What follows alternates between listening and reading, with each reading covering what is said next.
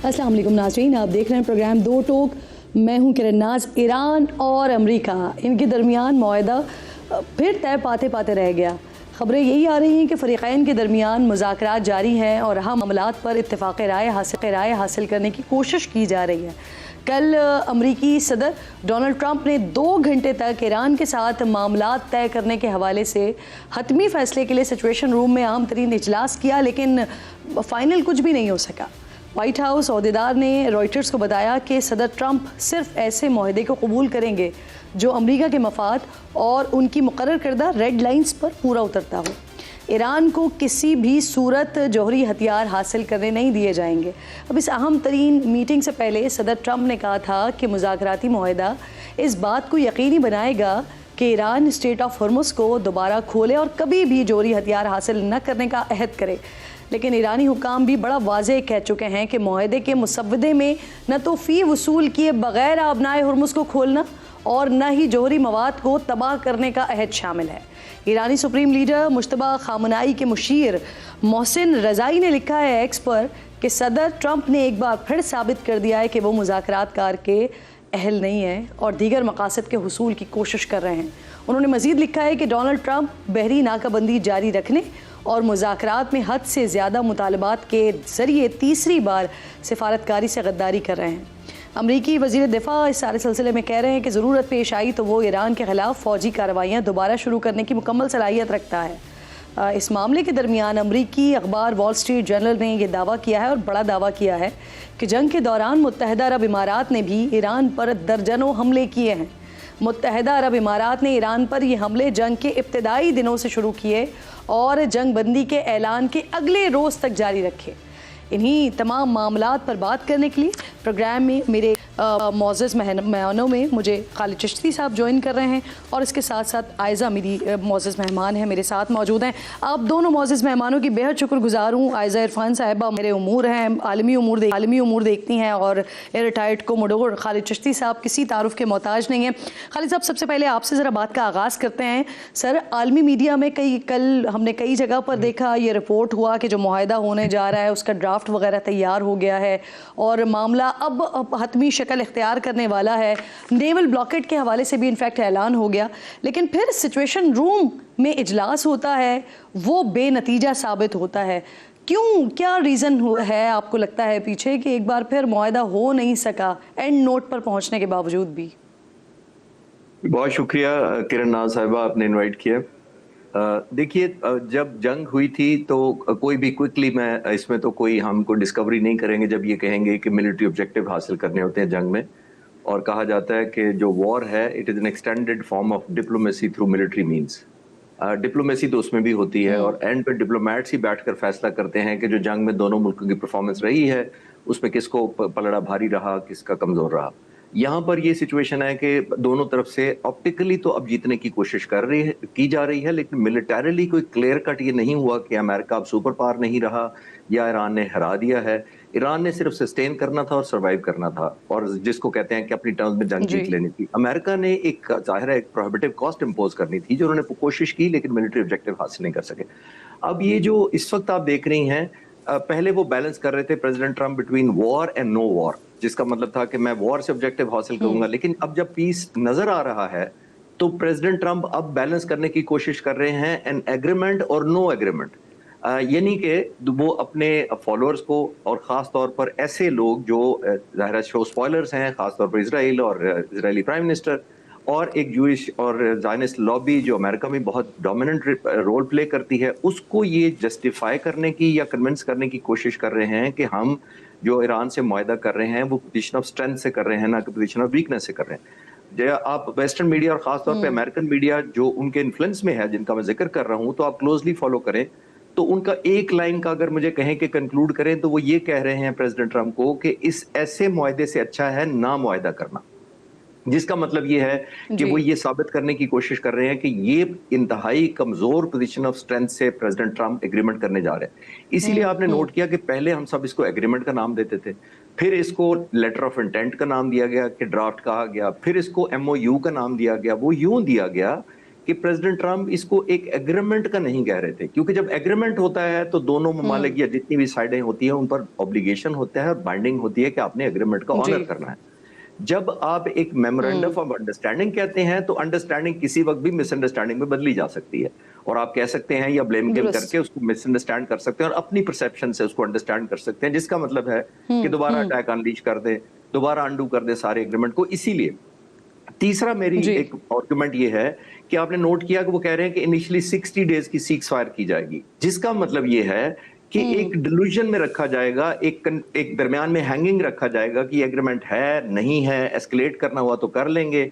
इतनी देर में वो चाहते हैं दुरुस्त। कि वो जो लॉबी प्रेसिडेंट ट्रंप पर प्रेशर डाल रही है वो एक मेमोरी जी। लेन से गुजर जाए उनकी। और आपको भी पता है कि मीडिया के पास रोजाना की बुनियाद पर बहुत टॉपिक होते हैं, अगर 60 दिन तक एक टॉपिक कम डिस्कस हो जाए और आहिस्ता आहिस्ता बैक बर्नर पर चला जी। जाए, जी। तो फिर उसको बाद में चाहे वो एग्रीमेंट का नाम दे लें या एक्सटेंड कर लें अनदर हाइप 60 डाउन हो डेज जाएगी और उसकी। वो ट्रू। एक और प्ले डाउन हो जाएगा सारे का सारा, क्योंकि इस वक्त प्रेसिडेंट ट्रंप बैलेंस जी। करने की जी। कोशिश कर रहे हैं। तो मेरा मानना ये है कि ये बैलेंसिंग बिल्कुल आपकी फैक्टर के बात लिए वो दुरुस्त कर सर। रहे हैं। मैं इसी बात को आयजा की तरफ लेके चला आगे। आयजा, जो सिचुएशन हमने देखी सदर ट्रंप ने जैसे ही ऐलान किया उसके फौरन बाद ही ईरान की तरफ से स्टेटमेंट आ गया। उन्होंने बड़ा वाज़ेह कह दिया कि एक यूरेनियम अफजूदगी और मुंजमद असासों इसके हवाले से कोई हतमी मुआहदा नहीं हुआ है। जब वहाँ से भी स्टेटमेंट आ गया, उसके बावजूद भी क्या डोनाल्ड ट्रंप साहब बहुत जल्दी में थे कि बगैर कोई साइन हुए मुआहदा उन्होंने ऐलान कर दिया? देखिए, इस वक्त अगर आप इस जंग में ये दोनों फरीकैन की सूरत हाल देखें तो ये जो बयानात आ रहे हैं ये सिर्फ पॉलिटिकल पॉइंट स्कोरिंग जैसे मामलात लगते हैं, क्योंकि बिहाइंड द सीन टॉक्स जारी हैं और वो किसी ना किसी लेवल पे हो रही हैं, उनमें अंडरस्टैंडिंग्स भी हो रही है, किसी तरफ से भी मुकम्मल ना नहीं आती, मुकम्मल हाँ नहीं आती। एक बंदा एक बयान देता है फिर बीच में थोड़ी सी स्पेस छोड़ देता है। तो आप समझिए ऐसे ही बयानात हैं जैसे पाकिस्तान में पीपल्स पार्टी और नून लीग एक दूसरे के खिलाफ बयानात देते हैं और फिर कहीं ना कहीं बीच में मिलजुल के भी काम कर रहे होते हैं। तो इस सूरत हाल में अगर आप देखें तो सदर ट्रंप जो है वो कल ये कहने गए, सदर ट्रंप के लिए इस वक्त अमेरिका में क्या ज़रूरी है कि वो किसी तरह से इस जंग में, जिसमें शायद वो बहुत हैस्टिली एंटर हुए, शायद इजराइल और ज़ायनिस्ट लॉबी के प्रेशर की वजह से एंटर हुए, उसमें कोई विन दिखाएं। और अभी तक जो मामलात हैं मेरा ख्याल है वो क्योंकि इसमें उनके लिए अगर आप देखें तो जीत कहीं भी नहीं है।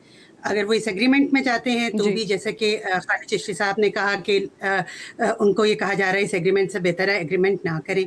और अगर वो इस एग्रीमेंट को नहीं करते और जंग कंसिस्टेंट रखते हैं तो मुल्क में जो इकोनॉमिकली जो सिचुएशन है, उनका जो वोटर बेस है वो बहुत तंग है, तो इनके लिए जीत नहीं है। तो टू बैड ऑप्शंस में से उन्हें एक ऑप्शन चूज करनी है। और एट द सेम टाइम जैसे कि इजराइल की जानिब से मुसलसल जो पिछला सीज फायर है उसकी भी खिलाफ वर्जियाँ की जाती रही हैं, तो बड़ी मुश्किल सिचुएशन है। लेकिन एक अच्छी बात इसके अंदर ये है कि मुख्तलिफ मीडिएटर्स जैसे पाकिस्तान है, कतर ने बहुत अहम रोल अदा करना शुरू किया है, उसकी वजह से बातचीत आगे बढ़ रही है। लेकिन आपने तो समंदर को कूजे में बंद कर दिया ये कह करके, जिस तरह से पीपल्स पार्टी और पीएमएलएन आपस में एक दूसरे के ऊपर तनकीद करते हैं और फिर बाद में सब साथ ही बैठे होते हैं, यानी इसका भी एंड रिजल्ट हम यही देख लें कि आखिर में मुआहदा हो ही जाना है। एक और भी बड़ा इंपॉर्टेंट मामला है खालिद साहब, आपकी तरफ ये सवाल लेकर आऊँगी, जो वॉल स्ट्रीट जर्नल की तरफ से दावा किया गया हालिया जंग के दौरान मुत्तहदा अरब इमारात ने भी ईरान पर दर्जनों फ़िज़ाई हमले किए हैं, जिसके लिए अमेरिका और इसराइल ने उन्हें इंटेलिजेंस फराहम की है। गो के यूएई की तरफ से इसकी कभी भी तस्दीक नहीं हुई है इस बात की, लेकिन अब ये बड़ा दावा और एक बड़े अखबार की तरफ से हो रहा है। तो ये जो हुआ, ये जवाबी हमले किए गए क्या? देखिए, इसको जब तक दोनों तरफ से कम एक साइड कंफर्म ना करे, इस पे कमेंट करना बड़ा मुश्किल है। आपने नोट किया होगा कि इस वक्त शो स्पॉयलर्स चाहते हैं कि एक ब्रीच ऑफ ट्रस्ट मुल्कों के दरमियान, खासतौर पर ईरान और जीसीसी के जो मालिक थे, अब तो यूएई जीसीसी से हिस्सा नहीं रहा, लेकिन एक ट्रस्ट डेफिसिट जरूर क्रिएट किया जाए, खासतौर पर यूएई के पॉइंट ऑफ व्यू से, इसलिए कि जीसीसी से वो रिसेंटली अलहदा हुआ है 1 मई से। जब वो अलहदा हो गया है तो एक एफर्ट चल रही है बिहाइंड द डोर उनको वापस लाने के लिए, लेकिन इजरायली लॉबी और इजरायली प्राइम मिनिस्टर नहीं चाहते कि यूएई वापस चला जाए। उसकी वजह कई हो सकती हैं, जाहिर है, एक तो डिफरेंस क्रिएट कर दिया, डिवाइड कर दिया, उनको एडवांटेज होता है, फिर ऑयल की प्राइसेस एस्केलेट करने में वो यूज करेंगे यूएई की प्रोडक्शन को भी और प्राइस लाइन को भी, तो यूएई को वो नहीं चाहते वापस। आप इसी को कनेक्ट करें डॉट्स को, जब इजरायली प्राइम मिनिस्टर के दफ्तर से ऑलमोस्ट ये खबर निकाली गई कि उन्होंने एक खुफिया दौरा किया यूएई का, वो मतलब उसी एफर्ट को अंडरमाइन करना था जब हम ये सुन रहे थे कि यूएई को कोशिशें जारी हैं उनको वापस लाने के लिए। तो एक जिसको कहते हैं ना, एक धमाका कर दिया इजराइल ने ये कहकर यूएई के खिलाफ कि ये हमारे तो वजीर आजम ने खुफिया दौरा भी कर लिया। इसका मतलब ये है कि दोबारा से खलीज बढ़ गई, ट्रस्ट डेफिसिट बढ़ गया। तो मैं अभी तक वॉल स्ट्रीट की जो इसकी ये खबर है इसको अभी तक तो उसी तरह लूंगा कि ये एक एलिमेंट ऑफ डिस्ट्रस्ट कंटिन्यूड करने के लिए उन्होंने एक सीरीज शुरू की हुई है जिसके अंदर यूएई को आइसोलेट किया जाए और अगर कोई और एक आध मुल्क भी ऐड किया जाए इसके अंदर तो और ज्यादा अरब ममालिक में फरका फैल जाएगा। और जाहिर है दोनों तरफ से अब ये देखिए ईरान के मुतालिक भी ये कॉन्फिडेंस शैटर होता है कि अच्छा ईरान ने मिसाइल की स्ट्राइक्स ले ली और जवाब नहीं दिया और बोला नहीं, एक एलिमेंट ऑफ वीकनेस ईरान की भी नजर आती है फिर इसके अंदर से।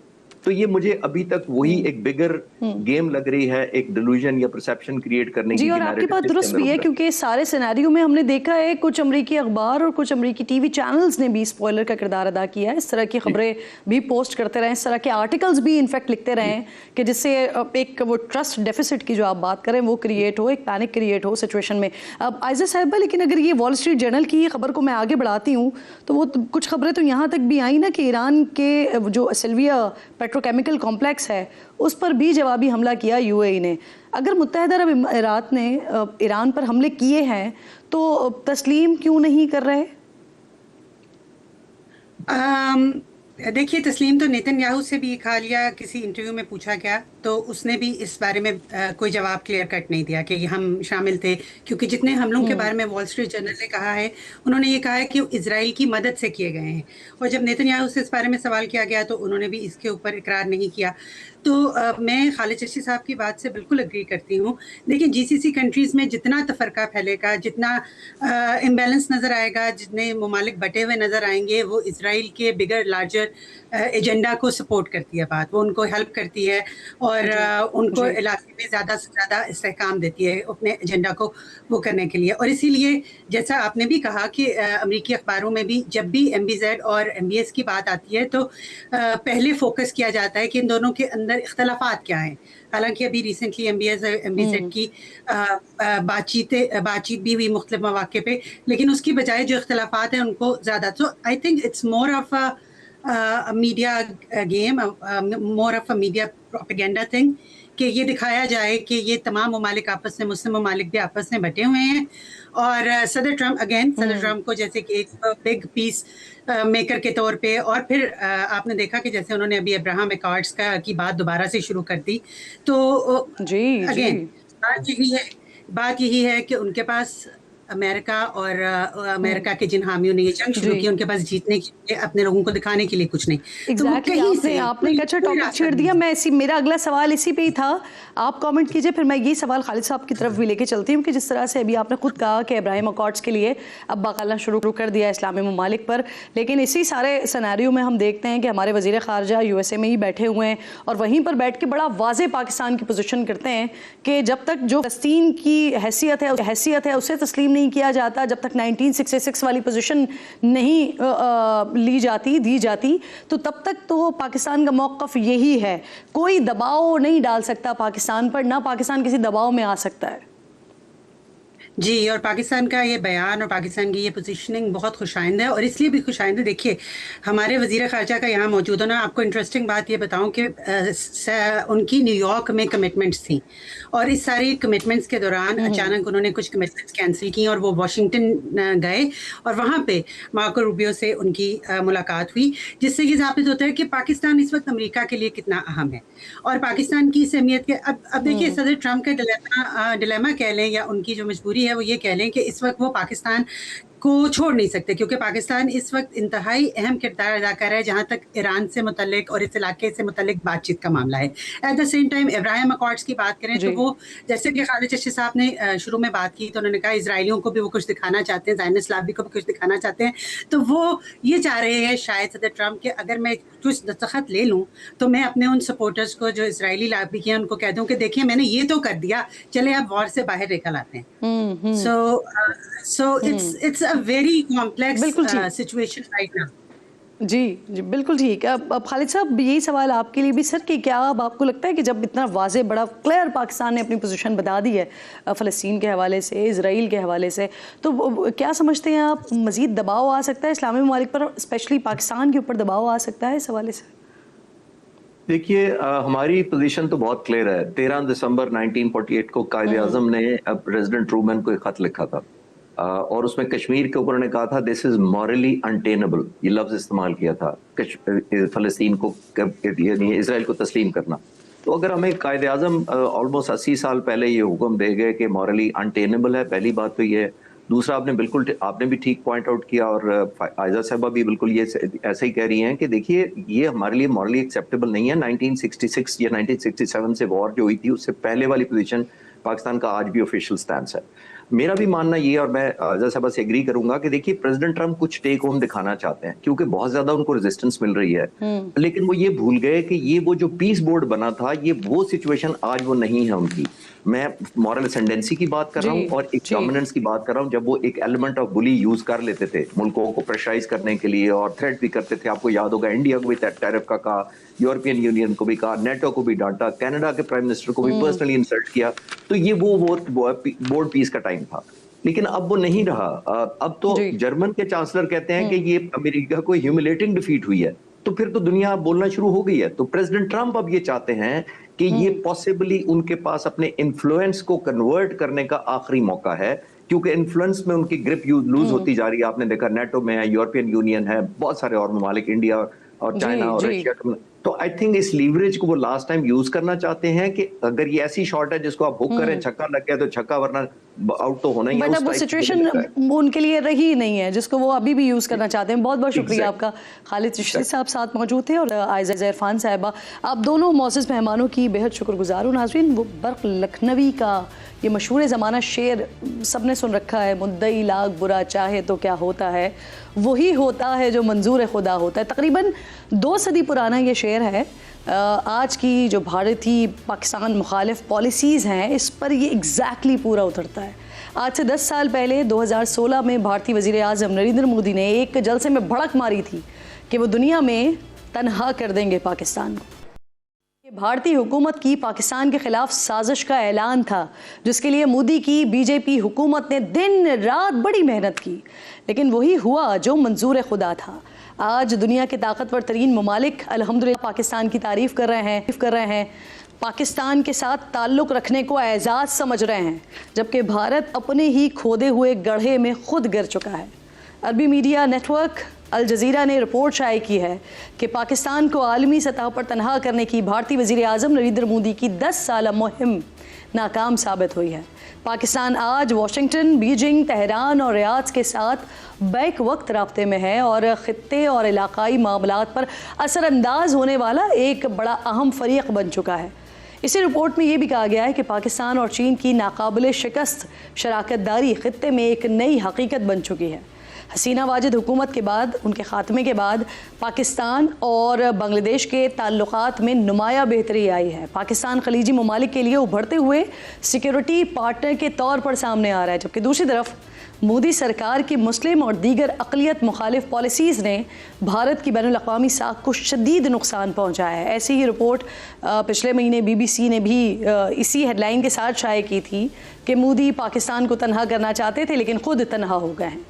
आलमी सतह पर जहाँ मशरक़ से लेकर मग़रिब तक अल्हम्दुलिल्लाह पाकिस्तान की वाह हो रही है, वज़ीर आज़म और फील्ड मार्शल की शान में कसीदे पढ़े जा रहे हैं, वहीं कुछ दिन पहले यूरोप के दौरे पर जाने वाले भारतीय वज़ीर आज़म को नीदरलैंड्स और नॉर्वे में मक्कार शख्स जैसे अलक़ाबात से मंसूब कार्टून इंसानी और अक़लियतों के हुकूक़ की ख़िलाफ़ वर्जियों पर सहाफ़ियों के सख्त सवालात का भी सामना करना पड़ा। लेकिन वो कहते हैं ना कि रस्सी जल जाती है लेकिन बल नहीं जाते हैं। तो पिछले साल ही ऑपरेशन सिंदूर के दुनिया के सामने खाक होने के बावजूद भी आज भारतीय आर्मी चीफ अपने वज़ीर आज़म की तरह अहमकों की जन्नत में रहते हुए एक रहे हैं कि ऑपरेशन सिंदूर अब भी जारी है और भारत ऑपरेशन सिंदूर 2 की तैयारी कर रहा है।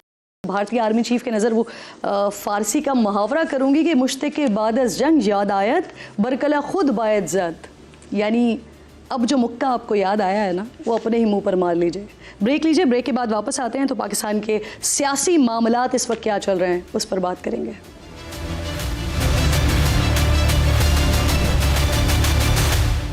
प्रोग्राम में एक बार फिर आपको खुशामदीद कहती हूँ। अगले इतवार यानी 7 जून को गिलगित बल्तिस्तान में इंतखाबात होने जा रहे हैं और पाकिस्तान तहरीक इंसाफ के लिए ऐसा लगता है कि तारीख अपने आप को दोहरा रही है, यानी 2024 की इंतहाई रीसेंट तारीख अपने आप को दोहरा रही है। इंतखाबी निशान से महरूम कर दिए गए हैं उनके जो रहनुमा हैं, उनकी बेदखली भी हो रही है। जुनैद अकबर साहब को कल गिरफ्तार किया गया और फिर उनको गिलगित बदर कर दिया गया। फिर आज असद कैसर साहब के हवाले से कुछ इस तरह की इत्तलात आई। पहले उनको एयरपोर्ट पर रोके रखा, एक तवील वहाँ पर ट्रैफिक जैम रहा और फिर असद कैसर साहब ने बताया कि उनको ये बताया गया है कि उनकी वजह से बाकी जो आवाम वहाँ पर मौजूद है उनको भी परेशान किया गया है। इसके साथ साथ फिर कुछ मामलात ये भी हैं कि ईद अभी गुजरी और इस ईद पर भी इमरान खान और बुशरा बीबी से फैमिली की मुलाकात नहीं होने दी, बच्चों से बात नहीं करवाई गई। पाकिस्तान तहरीक इंसाफ के जो 20 से ज़ायद इस वक्त रहनुमा हैं वो वज़ीर आला सुहेल आफरीदी साहब से नाराज़ नज़र आ रहे हैं। तो ये 3-4 अहम पॉइंट्स हैं जिस पर बात करने के लिए मेरे इंतहाई मौजूद मेहमानों में पाकिस्तान तहरीक इंसाफ की नुमाइंदगी करेंगे शौकत यूसुफजई साहब साथ मौजूद हैं और हुक्मरान जमात से मुझे इख्तियार वली खान साहब ज्वाइन कर रहे हैं। मैं आप दोनों मेहमानों की बेहद शुक्रगुजार हूँ। सर, सबसे पहले शौकत साहब ज़रा आप बताइएगा इस वक्त क्या सिचुएशन है। आप लोगों की जानिब से ये कहा जा रहा है कि असद कैसर साहब को अभी थोड़ी देर पहले मैं सुन भी रही थी, वो ये बताया गया कि उनकी वजह से ये सारा ट्रैफिक वगैरह जाम किया गया है, रोका गया है, लेकिन उसके साथ साथ फिर जो हुकूमत की जानिब से बयान दिया जा रहा है कि रोकने के लिए हमारे पास और भी बहुत सारे तरीके थे, एयरपोर्ट्स पर ही रोक लेते अगर रोकना होता, तो हमने नहीं रोका है क्योंकि मैच चल रहा था, उसकी वजह से ये सारी सिचुएशन बनी है। आप लोग अभी भी यही समझते हैं या फिर आप हुकूमत की बात समझ रहे हैं? बिस्मिल्लाह, बहुत शुक्रिया। देखिए, सबसे पहले बात यह है कि जब आपने इलेक्शन कराने हैं तो फेयर एंड फ्री और जो लेवल प्लेइंग फील्ड है वो सबको यकसां मैसर होना चाहिए। लेकिन आपने देखा कि गिलगित के अंदर अगर हुक्मरान जमात के लोग जा रहे हैं या हुक्मरान इत्तेहाद के लोग जा रहे हैं, पीपल्स पार्टी, नून लीग, उनको प्रोटोकॉल दिया जा रहा है एयरपोर्ट के ऊपर, बड़े प्रोटोकॉल के साथ उनके इज्तिमात मुनक्किद किए जा रहे हैं। लेकिन तहरीक इंसाफ से कहा जा रहा है कि जी आपने NOC नहीं ली है और ये कि इलेक्शन कमीशन ने जो रूल वज़ा किए हैं वो रूल्स आपने फॉलो नहीं किए हैं। अब मुझे नहीं पता है कि इलेक्शन कमीशन ने ऐसे कौन से रूल वज़ा किए हैं। कोई गिलगित बल्तिस्तान के लिए कोई अलग मुल्क है क्या? यानी कि पंजाब के अंदर, सिंध के अंदर कोई इलेक्शन होते हैं तो क्या वहाँ पे जाने पे कोई पाबंदी होती है, कोई NOC लेनी होती है? अगर ऐसी कोई चीज़ थी भी तो आई थिंक कि इलेक्शन कमीशन को उसका बाकायदा पहले से बताना चाहिए था। अच्छा सर, आप लोगों को जो भी शिकायत थी उस पर वज़ीर आला साहब ने, वज़ीर आला खैबर पख्तूनख्वा ने अपीलेट कोर्ट में के चीफ जस्टिस को एक ख़त लिख दिया और उसमें अपने तमाम तहफ़्फ़ुज़ात से आगाह कर दिया। तो ये ख़त से ज़्यादा बेहतर मामला ये नहीं था कि बाकायदा दरख्वास्त दायर कर दी जाती। और अगर ख़त की बात हो रही, सर सवाल पूरा ले लीजिए, ख़त तो वैसे भी पार्टी के चेयरमैन को लिखना चाहिए था ना, अगर ख़त लिखना था तो, ना कि एक सूबे के वज़ीर आला को। सर नहीं, देखिए, ख़त का मकसद तो सिर्फ ये है ना कि हम बताना है कि जी रूल ऑफ लॉ नहीं फॉलो हो रहा, जमहूरियत की धज्जियाँ उड़ाई जा रही हैं और जो इलेक्शन है वो पहले से प्री पोल रेगिंग के नज़र हो रहे हैं।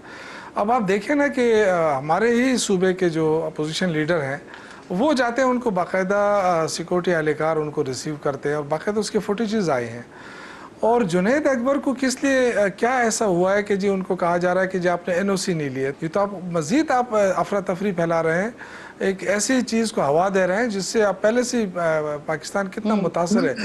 तो ये बड़ी अफसोस की बात है। मैं तो कहूँगा असद कैसर साहब को भी रोकने की पूरी कोशिश की, उसकी फुटेज भी आई है, जो पुलिस एहलकार के साथ बहस हो रही है वो भी आई है, ये सारी चीजें हैं। लेकिन ये खौफ ज़दा है, ये खौफ है और कुछ भी नहीं है। ये कहते हैं कि जी PTI खत्म हो गई। अच्छा सर, गवर्नमेंट तो साथ साथ ये भी कह रही है कि हम तो बड़ी कंफर्टेबल पोजीशन में हैं और क्योंकि इलेक्शंस वहाँ पर पिछले साल से उसकी प्रिपरेशन हो रही है और हुकूमत PMLN इसका इस वक्त कहना ये है कि वो बड़ी कंफर्टेबल पोजीशन में।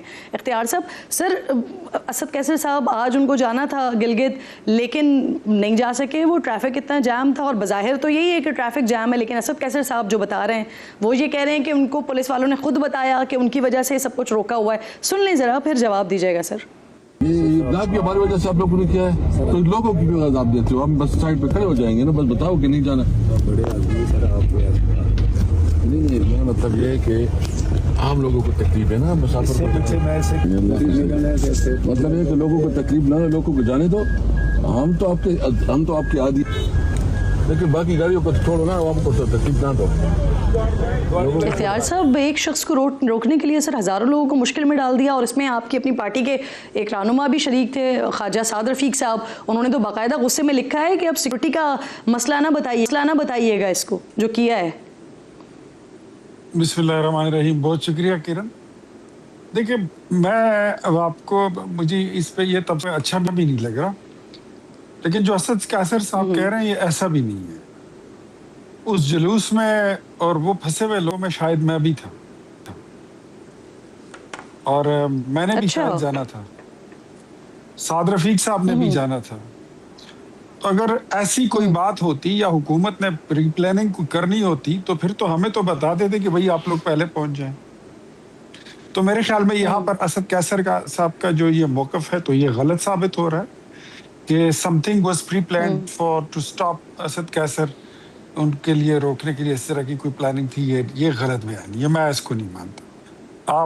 हम आज रह गए, अब कल की फ्लाइट से ख्वाजा साद रफीक साहब भी जा रहे हैं और मैं भी जा रहा हूँ, निकल जाना है। और जहाँ तक दो बातें इसमें, एक तो मुझे ये समझा दें कि अगर मैच का हवाला दिया जा रहा है उसकी वजह से सिक्योरिटी थी, तो सर एयरपोर्ट जाने वाला जो रूट है वहाँ पर सिक्योरिटी का ऐसा क्या पर्पस था कि औरतें बच्चे कई सैकड़ों लोग वहाँ पर बेचारे घंटों फंसे रहे हैं गर्मी में।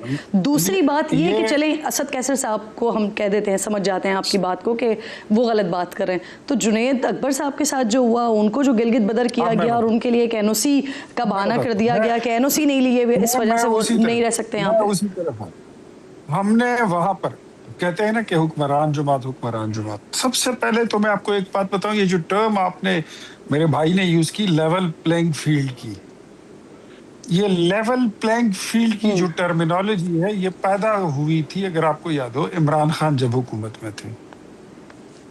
ये टर्मिनोलॉजीज, ये हाइब्रिड सिस्टम, ये सारी चीजें इनकी अपनी पैदा कर दी हैं। सबसे पहले तो इनको मैं मुबारकबाद देता हूँ कि ये आपकी अपनी इन्वेंशंस हैं, कोई और नहीं लाया। तो जो आप करते हो वो फिर जो बोते हैं फिर वही आप करते हैं। एक सर उनको छोड़े, हम अपनी बात का तो जवाब दे दें। मैं आता हूँ, मैं अपनी बात पे आ रहा हूँ।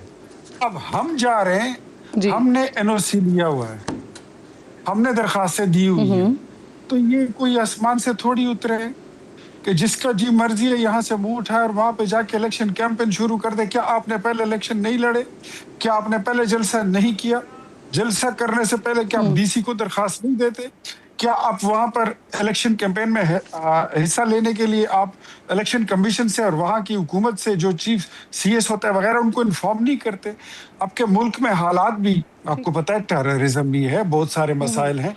कल को अगर एक पटाखा फूट गया और आपके किसी एक बंदे को थोड़ा सा भी नुकसान पहुंचा तो फिर तो आपने यही कहना है कि ये देखें हुकूमत जालिम हो गई। देख लें, मालूम कर लेते हैं ना सर कि जुनैद अकबर साहब जिस रैली में थे, क्या उन्होंने एनओसी लिया था, नहीं लिया था? ये भी जवाब दे लेते हैं सर। गुलाम अब्बास साहब भी ज्वाइन कर चुके हैं, निगरां वजीर इत्तलाआत हैं गिलगित बल्तिस्तान के, सर साथ मौजूद हैं। मेरी भी तसल्ली हो जाएगी, आपकी भी और देखने वालों की भी हो जाएगी। बहुत शुक्रिया गुलाम साहब। मुझे सर ये फरमाइए, पीटीआई निगरां हुकूमत और इलेक्शन कमीशन से सर बड़ी शिकायत हैं, बड़े तहफ़्फ़ुज़ात हैं।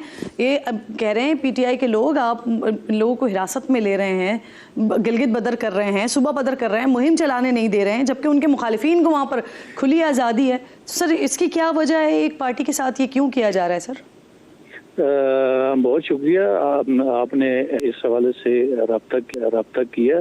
देखें, इससे पहले भी कल भी मेरे ख्याल से हमारे स्पोक्स पर्सन है वज़ीर आला साहब के, उन्होंने इस चीज़ की वजाहत की थी कि पीटीआई ने इलेक्शन कमीशन जो जीबी का है उनसे कोई एनओसी उन्होंने नहीं ली थी।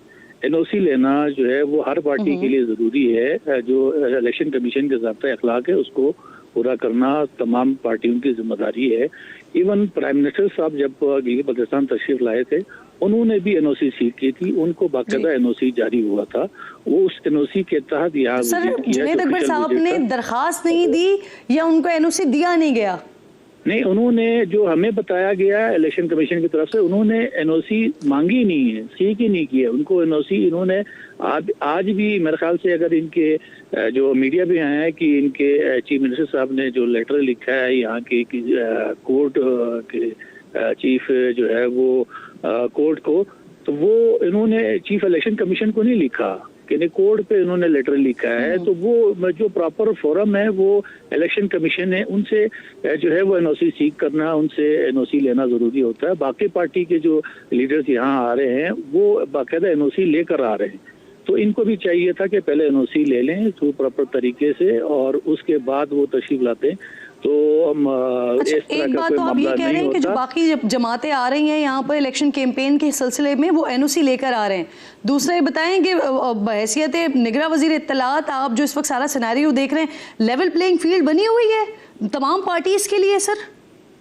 देखें, जो भी रजिस्टर्ड तंजीमें हैं जो इलेक्शन यहाँ कंटेस्ट कर रहे हैं, उन सबको लेवल प्लेइंग फील्ड मिल रहे हैं, उनको वो फैसिलिटेट भी हो रहे हैं। और इस हवाले से किसी भी पार्टी के साथ कोई जाति, कोई इस तरीके से कोई वो नहीं हो रही, और सबको लेवल प्लेइंग फील्ड मिल रहे हैं।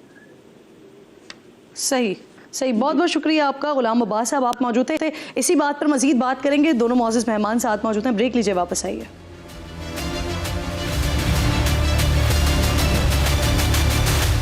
प्रोग्राम में एक बार फिर आपको खुशामदीद कहती हूँ। इख्तियार वली खान साहब, ईद गुजरी है अभी, यकीनन आप लोगों ने बेहतरीन ईद मनाई होगी, लेकिन कुछ खबरें इस तरह की भी आई सामने, अखबारात ने लगाई कि इमरान खान और बुशरा बीबी की भी मुलाकात नहीं हुई, तन्हा उन्होंने ईद सेल में गुजार दी, अपनी बच्चों से फ़ोन पर भी बात नहीं करवाई गई। दुरुस्त है सर ये? मेरे नॉलेज में ऐसी कोई बात नहीं है।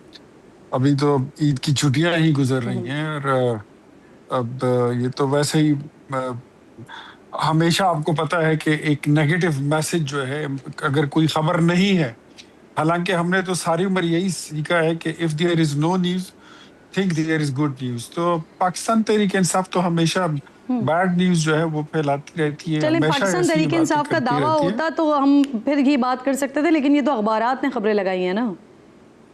ठीक हो गई जी, मैं इतना कोई मसला नहीं है, आज नहीं है तो कल हो जाएगी, परसों हो जाएगी। अभी तो ईद की छुट्टियां, मैं किसी बात की इसकी तस्दीक व तरदीद करने से कासिर हूँ। मैंने नहीं the information. I was in China, मैं चाइना में था, और मैं ईद के दिन ही आप कह लें कि नमाज से पहले पहुंचा हूँ। आपने अभी ये बात की ही है, मैं जरा थोड़ा सा उस पर कमेंट करना चाहता हूँ कि लेवल प्लेइंग फील्ड खुद इन्होंने किसी को अपनी हुकूमत में नहीं दिया। लेवल प्लेइंग फील्ड ये खुद अपने सूबे में किसी को नहीं दे रहे। ये मेरे भाई शौकत साहब बैठे हुए हैं, ये भी इनकी एक इन्वेंशन है कि जो मुखालिफ बंदा जीत जाए उसको फंड्स नहीं देते। खैबर पख्तूनख्वा में जितने तहसील नाज़िमीन, सर लेवल प्लेइंग फील्ड की आप बात करें, वैसे हम यहीं पर ही इन्हीं प्रोग्राम्स में बैठकर फिर ये बात करते थे कि पाकिस्तान तहरीक इंसाफ की जिस वक्त हुकूमत थी और जो उनकी परफॉर्मेंस थी, जो उनकी गवर्नेंस थी, उसके बाद फिर लगातार जो ज़िमनी इंतखाबात हो रहे थे वो PMLN जीत रही थी सर। तो लेवल प्लेइंग फील्ड कम अज़ कम आप लोगों के लिए तो मौजूद थी, तभी तो आप इंतखाबात जीत रहे थे। मुझे इजाज़त दीजिएगा खान साहब के हवाले से ज़रा मैं शौकत साहब से भी बात कर लूँ। शौकत साहब, इसी खबर के मुताबिक ये भी बताया जा रहा है कि खान साहब के लिए नए कपड़े तक नहीं भिजवाए गए, उन्होंने ईद पुराने कपड़ों में ही गुजारी। नज़रअंदाज तो पार्टी और अहले खाना की तरफ से भी किया गया, अगर हुकूमत ने फैसिलिटेट नहीं किया, बच्चों से नहीं मिलवाया गया तो। नहीं देखिए किरण, ये फस्तायत है, बहुत बड़ा खौफ है इमरान खान से, और शायद ये समझते हैं कि उनको आइसोलेट करके इस तरह हरकतें करके शायद ये समझते हैं कि हम PTI को तोड़ सकते हैं या ख़त्म कर सकते हैं। ये इनके खामख्याली है। वो बंदा इस मुल्क के लिए कुर्बानी दे रहा है और वो डटा हुआ है, और यही सबसे बड़ी इनकी नाकामी है। बहरहाल ये नमाज ईद अदा करना जो है, बंदे से हुकूमत को इतना खौफ है, उसके लिए ये पार्टी की तरफ से कि ईद पर नए कपड़े भी ना भिजवाए जाएं सर। नहीं, मैं देखिए कपड़े कौन ले जाता, आप बताएं मुझे। कपड़े तो 100 जोड़े हाजिर हैं, लेकिन कौन ले जाएगा, किसको इजाज़त मिलेगी? असल मसला तो ये है, उनको नमाज ईद की इजाज़त नहीं है। आप ये देखें ना कि सारे कैदी जो है वो नमाज ईद अदा कर रहे थे और उनको सेल में रखा हुआ था। जिस तरह से खाना जाता है वहाँ पर, ये तो अल्लाह जिस तरह से पेमेंट की जाती है बाकायदा हर महीने खाने के हवाले से, इस तरह से कपड़े भी चले जाते हैं। मुलाकात हो जाएगी, ये तो ऐसा समझ रहे हैं कि जैसे इनका कानून इनके हाथ में, इनके जी नहीं सर, मैं कह रही हूँ जिस तरह से पेमेंट होती है ना वहाँ पर, या जिस तरह से खाना जाता है, दीगर चीज़ें जाती हैं, कभी खान साहब को मशीन चाहिए होती है वो जाती है, वहाँ पे किताबें जाती हैं, तो कपड़े भी इस तरह से जाए जा सकते थे सर, ये कंसीडर ही नहीं किया गया इसको। सर देखिए, कपड़े इम्पोर्टेंट नहीं है, इम्पोर्टेंट ये है कि उनको नमाज ईद अदा करने की इजाज़त दी जाती है, ये सबसे इम्पोर्टेंट बात है जो नहीं दी गई। और ये सिर्फ इंसानी हकूक़ नहीं, आइनी नहीं, इस्लामी शायर का मजाक है ना, एक किस्म की नमाज ईद अदा करना हर बंदे का हक है, हर मुसलमान का हक है। आप उससे भी, इस्लामी अक़दार से भी आप दूर जा रहे हैं, सिर्फ इस बुनियाद के ऊपर कि आप जोर देना चाहते हैं उनको। और जो इसकी बात की इन्होंने वज़ीर साहब ने कि जी हमें वहाँ पे NOC नहीं ली गई। देखिए, NOC हमेशा ली जाती है बड़े जलसे के लिए, इंतखाबी मुहिम के लिए। मैं पहली मरतबा सुन रहा हूँ कि जी NOC लेना पड़ रहा है। अगर इलेक्शन कमीशन ने कोई ऐसा चीज़ अनाउंस किया तो बता दें, हमें पहले से बता दें कि जी ये इन्होंने अनाउंस किया था, या इसका ये ला है कि जी आपने ये नहीं, किसी ने नहीं लिया है, ये ऐसे ही सारा मजाक है टीवी पे आके। इससे पहले जो मैं एक और शो में बैठा था, इनकी PMLN की MNA है और वो वकील भी है, मुझे नाम भूल रहा हूँ, उन्होंने कहा कि अच्छा नहीं हो रहा है। मुझे तो चलें, आपने जो नमाज़ ईद की बात की है ना, वो मैंने इख्तियार साहब, मेरे पास बिल्कुल, मुझे क्लोजिंग का कहा जा रहा है, वक्त मेरे पास बिल्कुल ख़त्म हो गया, सिर्फ हाँ या ना में जवाब दे देंगे, बाकी सारी बातें ठीक, लेकिन क्या ये भी हो सकता है वैसे कि नमाज से, ईद की नमाज से ही रोक दिया जाए सर?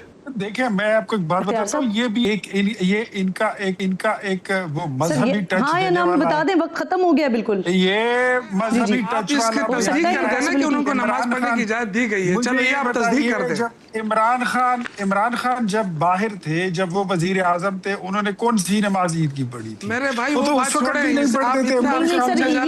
ये डिसाइड तो आपने नहीं करना ना सर, अल्लाह और बंदे का मामला है सर, ये आपने डिसाइड नहीं करना, लेकिन रोका भी नहीं जा सकता। बहुत शुक्रिया, आप दोनों मौके साथ मौजूद थे। वक्त मेरे पास बिल्कुल खत्म हो गया, वरना यकीनन हम इस डिबेट को आगे बढ़ा देते हैं। इंशाल्लाह नाज़रीन से मुलाकात होगी कल। अपना और अपने मुल्क का खास ख्याल रखिए, फ़लस्तीन को, मकबूसा कश्मीर को अपनी दुआओं में याद रखिए। अल्लाह निगहबान।